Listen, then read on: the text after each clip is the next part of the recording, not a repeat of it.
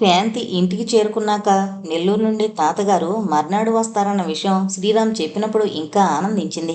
ఆమెకే కాదు, అందరికీ ధైర్యం వచ్చింది. అప్పటికే హరిశ్చంద్రరావు, శారదమ్మ, లలితమ్మల ప్రోద్బలంతో భూతవైద్యుడు బైరాగి కోసం వాళ్ళ ఊరికి మనిషిని పంపాడు. ఆరాధనతో తను మాట్లాడిన విషయాలను పొల్లుపోకుండా చెప్పింది శాంతి. శారదమ్మ, లలితమ్మ మాట్లాడలేదు. వాళ్ళ నమ్మకం, దృష్టి అంతా భూతవైద్యుడి మీదే. కానీ అమ్మ, అన్ని విధాలా ప్రయత్నిద్దాం అన్నాడు హరిశ్చంద్రరావు. ఆవిడ చెప్పిందే బాగుంది. బాసుని ఒప్పించి సైకియాట్రిస్ట్కి చూపిస్తే వెంటనే ఫలితం ఉండొచ్చనిపిస్తోంది అన్నాడు శ్రీరామ్ ఆలోచనగా. ఆ సమయంలో ప్రీతం తన రూంలో ఏదో డైరీ లాంటి దాన్ని తిరగేస్తున్నాడు. ఉండుండి అతడి కళ్ళు వర్షిస్తున్నాయి. ఆనందంతో, దుఃఖంతో అతడి మొహంలోకి ఉప్పెనలా రక్తం పొంగొచ్చినట్టు మొహం ఎర్రబడుతోంది.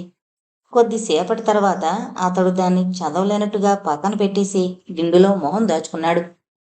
అలా అతడు 5 నిమిషాల పాటు ఉండిపోయి కదిలి లేచి పక్కన టీపై మీదున్న విస్కీ బాటిల్ అందుకున్నాడు. అలా తాగుతూ ఉండిపోయాడు చాలాసేపటి వరకు. తర్వాత మొత్తుగా పడుకుండిపోయాడు. సరిగ్గా 11 గంటలప్పుడు ప్రారంభమైంది అతడి చెవుల్లో హోరు. Time 8 AM. ఆరాధన కారు సిటీకి 40 కిలోమీటర్ల దూరంలో ఉండే పల్లెవైపు సాగిపోతుంది. ఆమె గడిచిపోయిన రాత్రి గురించి ఆలోచిస్తోంది. రాత్రే ఆమె అక్కడికి బయలుదేరింది. ప్రీతం పరిస్థితిని అక్కడే గమనించాలన్న ఉద్దేశంతో. కారు మధ్యలో ట్రబుల్ ఇచ్చింది. ఆమె చాలా అవస్థపడి తిరిగి రావాల్సి వచ్చింది. అది ఫ్రెండ్ కారు. ఆమె కారింకా షెడ్లోనే ఉంది. అప్పటికప్పుడు మెకానిక్ని పంపి కారుని తెప్పించుకుంది. మళ్ళీ ఇప్పుడు బయలుదేరింది. ముందే వెళ్ళి చూస్తే ఆ ప్రాంతం పట్ల కాస్త అవగాహన ఏర్పడుతుంది. తర్వాత ఎంత రాత్రైనా వెళ్ళొచ్చు. ఆమె అక్కడికి చేరుకుని శ్మశానంలో వెతుక్కుంటూ వెళ్ళింది. చాలా నిశ్శబ్దంగా ఉంది అక్కడి వాతావరణం. పుర్రెలు, ఎముకలు, పాత కొత్త సమాధులు, నక్కలు, కుక్కలు తోడిన గోతులు. ఒంటరిగా వెళ్ళిన మనిషి గుండె జల్లుమనేలా ఉంది. కానీ ఆరాధన ధైర్యవంతురాలు, అందులో డాక్టర్. శవాలతో సహవాసం చేసే ఆమెకి ఏ కొత్త అనుభూతిగా కూడా అనిపించలేదక్కడ. ఆమె శాంతి చెప్పిన శిథిలం చేయబడిన సమాధిని సులభంగా కనుక్కుంది. వంగి అక్కడ పరిశీలనగా చూసింది. మట్టి మీద అక్కడ ఒక బలమైన మనిషి పడుకున్నట్టు గుట్ట అణిగుంది. చెదురుమదురుగా ఇంకా పాదముద్రలు కనిపిస్తున్నాయి. గోతులోకి చూసింది. ఓ 2 ఎముకలు కనిపించాయి. ఆమె అక్కడ కనిపించిన కర్రపొల్లందుకుని వాటిని కదిలించి చూసింది. మనిషి పక్కటెముకల్లా కనిపించాయి. ఆ గోతిలో ఓ మూల కనిపించింది ఆ కర్చీఫ్. ఆమె దాన్ని అందుకుని చూసింది. దాని మీద ఏ గుర్తులు లేవు. క్షణం ఆలోచించి దాన్ని తీసి బ్యాగ్లో వేసుకుంది. కాసేపు ఆలోచిస్తుండిపోయింది. అంతేకాని ఆమె ఆలోచన కాస్త ముందుకు జరిగి ఇదే సమాధి దగ్గర ప్రీతం ఎందుకు చేరుతున్నాడు అన్న విషయాన్ని గురించి ఆలోచించుంటే బాగుండేది. దురదృష్టవశాత్తు ఆమె ఆలోచనలు ముందుకు జరగలేదు. తర్వాత ఆమె కాటి కాపర్ని కలుసుకుంది. తను వారం క్రితం వచ్చి వెళ్ళిన అమ్మాయి తాలూకా మనిషిగా పరిచయం చేసుకుంది. ఓ 10 రూపాయలు అతడి చేతిలో పెట్టింది. ఆనందంతో ఉబ్బి తబ్బిబ్బయ్యాడు. అతడు రోజు ఇక్కడికి వస్తున్నాడా అని అడిగింది. తెల్దమ్మా, తాగేసి తొంగుంటాను కదా బిడియపడుతూ చెప్పాడు. అది మంచిదే అనుకుంది ఆరాధన. ఆ అమ్మాయి వచ్చి వెళ్ళాక ఎవరైనా వచ్చి ఈ విషయం గురించి నిన్ను అడిగారా? ఆ, ఊళ్ళో వాళ్ళు అడుగుతుంటారమ్మా అప్పుడప్పుడు. వాళ్ళు నీకు బాగా తెలిసిన వాళ్ళేనా? అవునమ్మా. నీకు తెలియని కొత్త వాళ్ళెవరైనా? అబ్బే లేదు. ఆరాధన కాస్త ఆలోచించి అంతకుముందు అని అడిగింది. లేదు అనేసి అంతలోనే తల బరుక్కుని ఆహా, అడిగినాడమ్మా ఒక ఆయన. ఎలా ఉంటాడతను? తెల్లంగా, పొడుగు కాదు, పొట్టి కాదు, పీలగుంటాడు. బకిరి బకిరి గెడ్డం, మీసాలు, కళ్ళద్దాలు. ఏమడిగాడు? ఆ బాబొచ్చి ఇక్కడ ఏం చేస్తున్నాడని, రోజూ వస్తున్నాడా అని. నువ్వేం సమాధానం చెప్పావు అని అడగలేదు ఆరాధన. ఆ వ్యక్తే అయ్యి ఉండొచ్చు, లెటర్ రాసిన వ్యక్తి అనుకుందామే. మర్చిపోయినానమ్మా, ఆయన పోలీసాయనంట కాస్త భయంగా చెప్పాడు. అబద్ధం చెప్పాడన్నమాట, ఇతన్ని భయపెట్టడానికి అనుకుందామే. నేను చెప్పిన మాటలన్నీ బుక్కులో రాసుకున్నాడు. ఆరాధనకు అర్థమైంది. అతడు విలేకరా? అవును, ఈ ఊహ నిజం. ఆ అలవాటు వాళ్లకు తప్ప ఉండదు. కాబట్టే అతడు పేపర్ల ద్వారా బయట పెడతానని బెదిరించింది. ఈ క్లూ దొరకడం చాలా ఆనందం అనిపించింది ఆమెకి. తర్వాత కాటి కాపరితో అతడు నీకు చెప్పింది అబద్ధం. పోలీసులు కాకి యూనిఫామ్లో వస్తారు కాబట్టి అతడు తను పోలీస్ అని చెప్పి బెదిరించి మళ్ళీ వచ్చి ఏ వివరాలు అడిగినా భయపడి ఈ వివరాలేం చెప్పకు అంటూ అతడికి శాంతి చెప్పినట్టే జాగ్రత్తలు చెప్పి వెనుతిరిగింది. తర్వాత ఆమె ఆ మండలం పోలీస్ స్టేషన్కి వెళ్ళింది. తనని తాను ఆ స్టేషన్ ఎస్ఐకి పరిచయం చేసుకుంది. ఆమె డాక్టర్ అని తెలిసాక అతడు చాలా మర్యాదగా మాట్లాడాడు. ప్రీతం విషయం గురించి మీకు తెలిసిన వివరాలు చెబుతారా అంటూ తను తెచ్చిన పేపర్ కటింగ్ అతడి ముందు పెట్టింది, బ్యాగ్లో నుండి తీసి. దాన్ని చూడగానే అతడికి గుర్తొచ్చింది. ఆ ఊరి వాళ్ళు మాకు ఈ విషయం తెలియజేయగానే చిత్రంగా అనిపించి నేనే స్వయంగా వెళ్ళాను మేడం అక్కడికి. అయితే ఆయన ఎవరో నాకు తెలిసిపోయింది చూడగానే. కమిషనర్ గారికి చాలా దగ్గర ఆయన. అందుకే స్పృహ తెప్పించి ఇంటికి చేర్చాం. ఎలా తెలుసుకున్నాడో ఓ పత్రికా విలేకరి మా దగ్గరకొచ్చి ఈ విషయం గురించి ప్రస్తావించినప్పుడు ఏదో చెప్పి పంపాం. వాళ్ళు నమ్మనే లేదు. అదే ఈ వార్త అని చెప్పాడు వివరంగా. అది పేపర్లో ఈ వార్త రాకపూర్వం విషయం. తర్వాత మళ్ళీ ఎవరైనా మిమ్మల్ని ఈ విషయం గురించి ప్రశ్నించారా? అవును అన్నాడు ఎస్ఐ. ఎవడో ఒక వ్యక్తి తాను పెద్ద జర్నలిస్టు అన్నట్టు మాట్లాడుతూ దబాయించి అడిగాడు. ప్రీతం గారిని గురించి నిజానిజాలు చెప్పమని. పేపర్లో వచ్చిన వార్త అబద్ధమని, ప్రీతం శ్మశానంలో సమాధి మీద స్పృహ తప్పి పడుండగా మేము స్పృహ తెప్పించామని, నిజాన్ని మరుగుపరిచామని, ఈ విషయాన్ని పేపర్లకెక్కించి మా అబద్ధాల్ని బయట పెడతానని నానా మాటలు అన్నాడు. ఇందులో మేం చేసిన పొరపాట్లు భయపడాల్సిన విషయం ఏమీ లేదు కాబట్టి నేనేం భయపడలేదు. తనకిష్టం వచ్చినట్టు చేసుకోమన్నాను ఒళ్ళు మండుకొచ్చి వివరంగా చెప్పాడు. అతడు గెడ్డంతో కళ్ళజోడుతో తెల్లగా పీలగా ఉంటాడు. అతడేనా? ఎస్ అతడే. మనిషి డబ్బు సరిగా కాని ఖరీదుగా కాని ఉన్నాడా? చొప్పున తల అడ్డంగా తిప్పాడు. లేదు, మాసిన బట్టలతో ఒక విధంగా చెప్పాలంటే చీప్గా ఉన్నాడు. అందుకే నేనతన్ని కేర్ చేయలేదు అన్నాడతను. ఆమె లేస్తూ thank you inspector. Thanks for your cooperation అంది. Don't mention.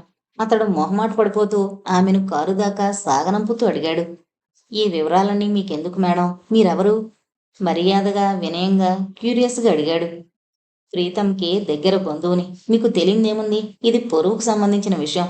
ఈ రహస్యాన్ని ఎవరెవరు తెలుసుకున్నారో తెలుసుకుని దీన్ని తమ స్వార్థాలకి ఎక్కడ ఉపయోగించుకుంటారో అన్న అనుమానం అంతే అంటూ కారు స్టార్ట్ చేసిందామె. ఆమెకి పూర్తిగా అర్థమైంది. శాంతికి బెదిరిస్తూ లెటర్ రాసిన అజ్ఞాత వ్యక్తి ఓ చోటా విలేకరి. ఎవరు అన్నది తెలుసుకోవాలి. ఎలా? ప్రీతంకి శత్రువులైన ఇలాంటి అతి సామాన్యమైన వాళ్ళు ఎవరున్నారు? అతడి వెనక ఎవరైనా ఉన్నారా? అతడిని అడిగితే చెబుతాడా? అసలెలా అతన్ని పట్టుకోవడం? ఆమె ఆలోచిస్తూనే హాస్పిటల్కొచ్చి సూపరింటెండెంట్ని కలుసుకుంది. రాత్రే చెప్పింది ఆయనకి ఫోన్లో. అర్జెంటుగా సెలవు కావాలని లీవ్ పెట్టేసి ప్రీతం ఇంటికి బయలుదేరింది. ఆరాధన ప్రీతం ఇంటికి రావడం కేవలం అది రెండోసారి మాత్రమే.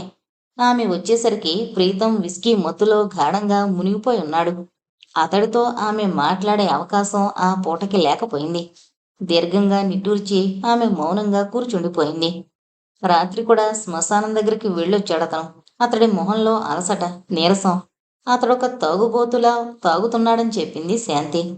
రాత్రుల్లో నిద్ర లేకుండా, పగలు ఆహారం లేకుండా అతడలా తాగుతూ మానసికమైన వ్యధతో అతడెంత ఆరోగ్యవంతుడైనా ఆ ఆరోగ్యం ఎంతో కాలం అతన్ని అంటిపెట్టుకుని కూర్చోదని డాక్టరైనా ఆమెకు తెలుసు.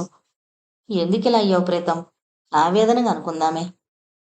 ఆరాధన దృష్టి ప్రీతం తలవైపునున్న డైరీ మీద పడింది. ఆలోచనల్లో ఉన్నామే దాని గురించి పెద్దగా పట్టించుకోలేదు. ఆమె పట్టించుకునుంటే బాగుండేది, కానీ అలా జరగలేదు. ఇక అతన్ని అలా చూస్తూ ఉండలేక అక్కడి నుండి కదిలొచ్చింది. అన్నయ్య స్పృహలో లేడు కదా వదిన? విషాదంగా అడిగింది. అవునన్నట్టు తల ఊపింది ఆరాధన. శారదమ్మ ఆరాధనని చూడగానే గొడ్ల నీరు కుక్కుంది. ఆమెను ఎలా ఓదార్చాలో ఆరాధనకి వెంటనే అర్థం కాలేదు. భయపడకండి ఆంటీ, ప్రియతం తొందరలోనే మామూలు మనిషి అవుతాడు అని మాత్రం అనగలిగింది. అమ్మాయి, నువ్వేం భయపడి ఇదవకు. ఇవాళ రేపో భూత బైరాగ్ వచ్చేస్తాడు. చిటికి వేసినంతట్లో ప్రీతంని ఆవహించిన పిశాచాన్ని కదిలించి మామూలు మనిషిని చేస్తాడు. సలక్షణంగా మీ ఇద్దరి పెళ్లి జరుగుతుంది అంటూ తనకి ధైర్యం చెబుతూ ఓదార్పు మాటలు చెబుతున్న లలితమ్మను చూస్తే నవ్వొచ్చింది ఆరాధనకి. ఏంటోనమ్మా ఆడవాళ్ళ చేదస్తం. వాళ్ళ నమ్మకాన్ని కాదలేకపోయాను. డాక్టర్ దగ్గరకు వచ్చేందుకు ప్రీతం నొప్పించే బాధ్యత నీదే అన్నాడు హరిశ్చంద్రరావు. ఆయనకి అన్ని విధాలా ప్రయత్నించాలన్న కోరికుందని గ్రహించింది ఆరాధన. తర్వాత ఆమె శాంతి చేత వంటనాయర్, పనికుర్రాడు బుజ్జుల్ని వాళ్ళ నెల జీతాలతో పాటు ఓ 100 రూపాయలు అదనంగా ఇప్పించి ఓ 10 రోజుల పాటు వాళ్ళ సొంతూళ్ళు వెళ్ళిపోమని సెలవిప్పించింది. నాయర్ ఎగిరి గంతేసి కేరళలో ఉన్న తన స్వగ్రామం బయలుదేరిపోయాడు. బుజ్జిగాడు వెళ్ళడానికి పెద్దగా ఆసక్తి కనబరచకపోవడం ఆరాధనకు చెప్పింది శాంతి. అయితే వాణ్ణి తప్పక పంపాలి అంది ఆరాధన. వీడి వల్లే మన ఇంటి విషయాలు బయటికి పొక్కుంటాయంటావా అడిగింది.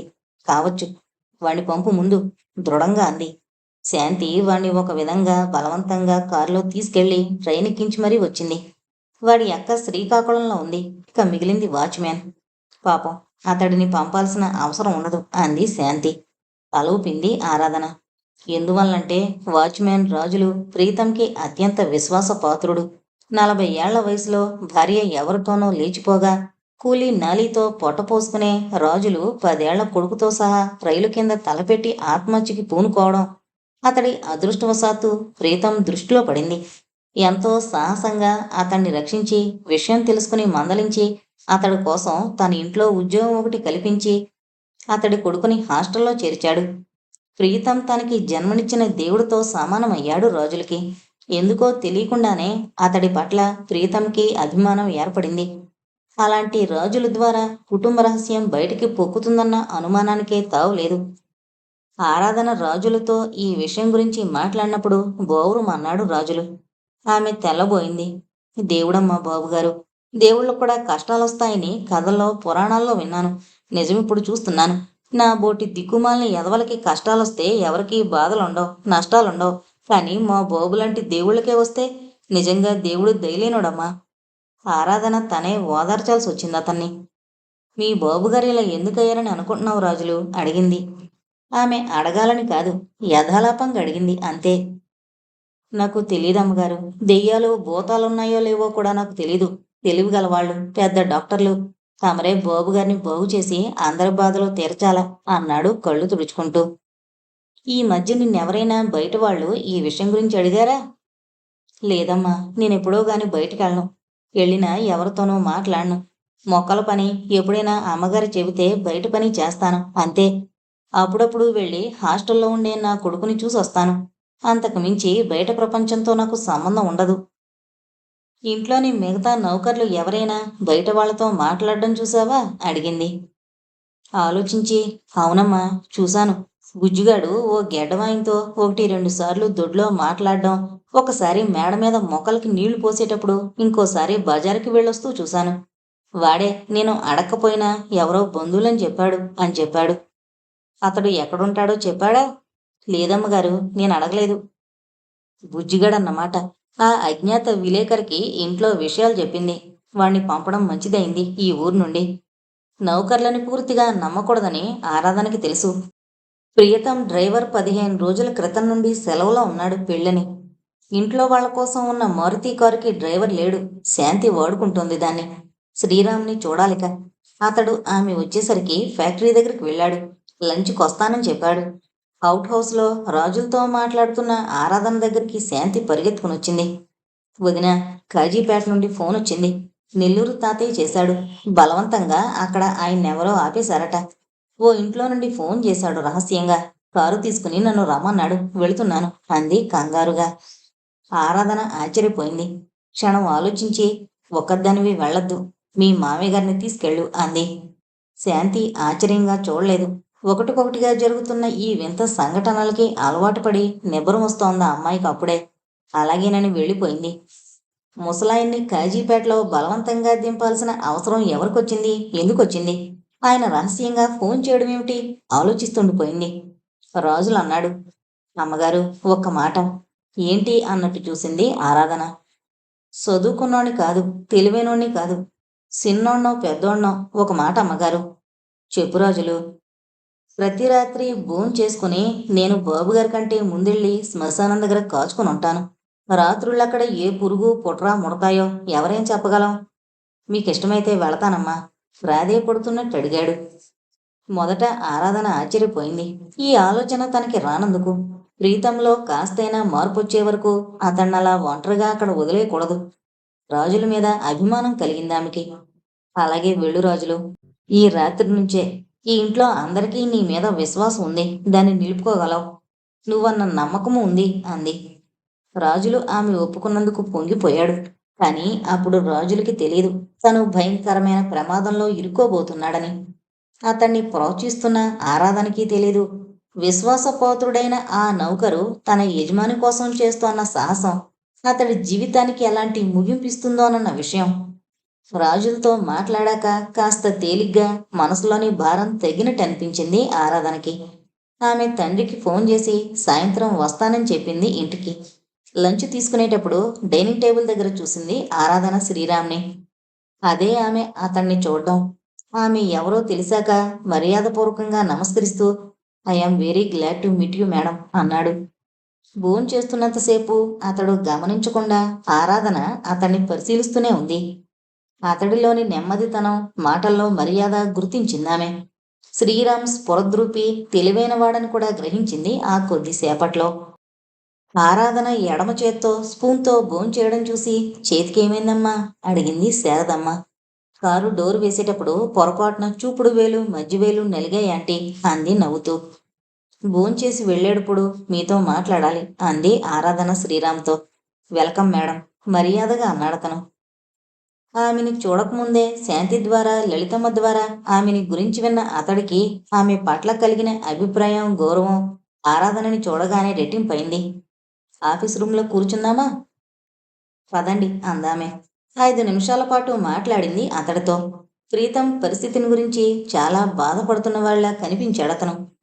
ఆరాధన తను శ్మశానంలోకి వెళ్ళొచ్చిన విషయం, తను తెలుసుకోగలిగిన చోట విలేకరి విషయం శాంతితో సహా ఆ ఇంట్లో ఎవరికీ చెప్పలేదు. ఇలా ఎందుకు జరుగుతుందో, ఆయన హఠాత్తుగా ఇలా ఎందుకు తయారయ్యారో అర్థం కావటం లేదు. సైకియాట్రిస్ట్కి చూపిస్తే బాగుంటుందన్న ఆలోచన నాకెప్పుడో వచ్చింది.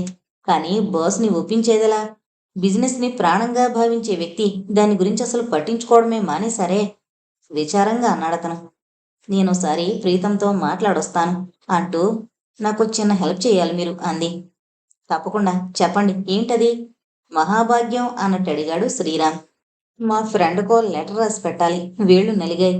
శాంతి రాస్తానంది గాని హఠాత్తుగా తను బయటికెళ్లాల్సి వచ్చింది అంది. షూర్ అంటూ అతడు ఆమె అందించిన నీలిరంగు పేపర్ అందుకున్నాడు. అతడికి శాంతి ఎక్కడికెళ్ళిందో తెలీదు, ఎందుకెళ్ళిందో తెలీదు. ఆ విషయం ఎవరూ డైనింగ్ రూంలో మాట్లాడలేదు. అతడికి తెలుసుకోవాలనుంది. అతడు విషయం గమనించాడు. అతడి ఆలోచనల్లో శాంతి చోటు చేసుకుంటోంది ఎక్కువగా. అది తనకి తగదని తెలిసినా అది అతడికి చాలా హాయిగా కూడా అనిపిస్తోంది. ఇంకా ఉండబట్లేక అడిగేశాడు. శాంతిగారు కనబడ్డం లేదు ఇందాకటి నుండి. అతడు ఎంత మామూలుగా అడిగినా అతడి కంఠంలో ధ్వనిస్తోన్న ఆతృతని, ఆరాటాన్ని ఆరాధన కనిపెట్టింది. అప్పుడు చెప్పింది అతడికి విషయాన్ని. ఆశ్చర్యంగా కాస్త ఆందోళనగా చూశాడు. చిత్రంగా ఉంది అన్నాడు. చిత్రంగా కాదు విచిత్రంగా అంది ఆరాధన. అతడు ఆలోచిస్తూనే ఆమె డిక్టేట్ చేసిన లెటర్ రాశాడు. అతడు రాస్తున్నంతసేపు పెనతో కదులుతున్న అతడి వేళ్ళని మొహాన్ని పరిశీలనగా చూస్తుందామె. అతడి వేళ్ళు మామూలుగా కదులుతున్నాయి, చాలా ఈజీగా. మొహం ఏదో ఆలోచిస్తున్నట్టుగా ఉంది. అతడి కాన్సంట్రేషన్ రాస్తున్న లెటర్ మీద లేదని గ్రహించింది ఆరాధన. అతడు రాయడం పూర్తయ్యాక అందుకొని ఓసారి చూసింది ఆ లెటర్ని. ఇంతలో అక్కడున్న ఫోన్ మోగింది. అతడు అందుకున్నాడు. అది ఎండి నుండి వచ్చింది. అతడు సీరియస్గా మాట్లాడడం గమనించి తను బ్యాగులో నుండి ఓ లెటర్ తీసి దాన్ని దీన్ని పోచి చూసి నిశ్శబ్దంగా ఆ లెటర్ని మళ్ళీ బ్యాగులోకి తోసేసింది. అతడు ఫోన్ పెట్టేసరికి ఆమె లెటర్ని కవర్లో ఉంచి అంటించి అతడి ముందుకు తోసి అడ్రస్ రాయండి అంది. తన ఢిల్లీ ఫ్రెండ్ అడ్రస్ చెప్పింది. అతడు రాస్తున్నాడు. అజ్ఞాత వ్యక్తి లెటర్లో రైటింగ్ శ్రీరామ్ రైటింగ్ ఒకటి కాదని తేలిపోయింది. ఆరాధన అతన్ని అనుమానించిందా అన్న ప్రశ్న వేసుకుంటే కావచ్చు, కాదు అని చెప్పుకోవచ్చు. ఇతడి ఇంట్లో ప్రవేశించిన కొత్త వ్యక్తి, ఇంకా పరిశీలించాలతన్ని అనుకుందామె. ఆమె అతనికి థ్యాంక్స్ చెప్పి యువతలకొస్తూ మామూలుగా చెప్పినట్టు అంది. పాపం శాంతి సినిమాలు షికార్లతో బాగా ఎంజాయ్ చేస్తోంది, కాస్త ఈ సమస్యతో బాగా నలిగిపోతోంది. మీరు బాగా సహాయంగా ధైర్యం ఇస్తున్నారట. వచ్చే నెలలో వాళ్ళ బావ వచ్చేస్తాడులేండి. అప్పుడు మనం కావాలన్నా గుర్తుండం తనకి నవ్వుతూ అనేసి వచ్చేసింది. ఆ మాట విని ఒక్క క్షణం స్థాణువయ్యాడు. బావా అంటే? దానికి సమాధానం ఆ సాయంత్రం లభించింది అతడికి. హరిశ్చంద్రరావు గారి అబ్బాయి రవి ఫారంలో ఉన్నాడు. ఎంబీఏ చేస్తున్నాడు. అతడికి శాంతికి మ్యారేజ్ కుదిరిపోయింది. ఆమె పుట్టిన క్షణంలోనే. ఎందుకో అతడికే తెలీదు. ఆశానిపాతంలా తోచింది ఈ వార్త. అతడిలో ఆశలు పెరగకూడదనే ఆరాధన అతడికి ఈ విషయం చెప్పింది. శాంతి పట్ల అతడిలోని ఆసక్తిని అతడు అడిగిన ఒకే ఒక మాటలో గ్రహించిందామె. శ్రీరామ్ ఫ్యాక్టరీ దగ్గరికి బయలుదేరాక ఆరాధన ఆఫీస్ రూంలోకి వచ్చి ఫోన్ అందుకుని ఓ నెంబర్ డైల్ చేసి అవతల మాట్లాడిన వ్యక్తికి ఈ పూట నుండి శ్రీరామ్ ప్రతి చర్యని గమనిస్తుండమని చెప్పి కొన్ని సూచనలిచ్చి పెట్టేసింది. తర్వాత అతడి చేత రాయించిన లెటర్ని చింపి చెత్తబుట్టలో పడేసింది. లలితం వచ్చింది ఆమె దగ్గరికి. వచ్చి రహస్యంగా ఎవరో వింటారన్నట్టే, అమ్మాయి అబ్బాయి మేలుకున్నాడు, భోజనం పెట్టొచ్చాను అని చెప్పింది. నేను వెళ్ళి మాట్లాడతాను అని క్షణం ఆగి, అంటే ఒక్క మాట అంది. చెప్పమ్మా అందావిడ. లలితమ్మకి డాక్టర్ అయిన ఆరాధనని చూస్తే చాలా గౌరవం. మీరు పెద్దవారు, పరిస్థితుల గురించి తెలిసినవారు అంటూ ఆరాధన ప్రారంభించేసరికి పొంగిపోయిందావిడ. చెప్పమ్మాయి చెప్పు అంది ఉత్సాహంగా.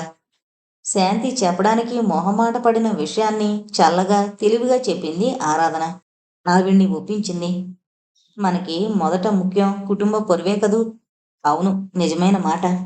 నౌకర్ల వల్ల ఈ రహస్యం బయటికి పొక్కుతుందన్న అనుమానంతో వాళ్ళని పంపేశాం.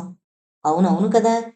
ఆంటీ చూస్తే ఈ దిగుల్లో ఇంటిని గురించి పట్టించుకోవడం లేదు. అవునమ్మా, శారద పిచ్చిదానిలా తయారైంది. దిగులుగా అంది. మీరే పెద్దరికం వహించాలి ఈ ఇంటికి. ఆవిడ మరింత ఉప్పొంగిపోతూ ఆరాధన చేయి పట్టుకుని, ఎంత మాటమ్మా, నాకు మాత్రం తెలీదు. నా ఆడపడుచిల్లు నాది కాదు అంది కాస్త ఆవేశం మిళితమైన కంఠంతో. అమ్మయ్య, మీరు మంచివారని ఈ బాధ్యత తీసుకుంటారని నాకు తెలుసు అంటూనే, అవును, వంట సంగతెలా? సందేహంగా అడిగినట్టు అడిగింది. ఇదే అసలు పాయింట్. అదెంత పనిలే అమ్మాయి, అరడజను మందికి నేను చేసేయలేను అనేసిందావిడ ఆనందంతో తేలిగ్గా. మీదెంత మంచి మనసండి పిన్నిగారు, శాంతి మీకు హెల్ప్ చేస్తుందిలేండి అంటూ ప్రీతం దగ్గరికి బయలుదేరింది ఆరాధన. అసలు విషయం, శాంతికి వంట సరిగ్గా రాదు. శారదమ్మకి ఆ అలవాటు తప్పి చాలా రోజులైంది. లలితమ్మొక్కతే ప్రత్యామ్నాయం. ఆవిడ చేత ఒప్పించింది ఆరాధన అందుకే.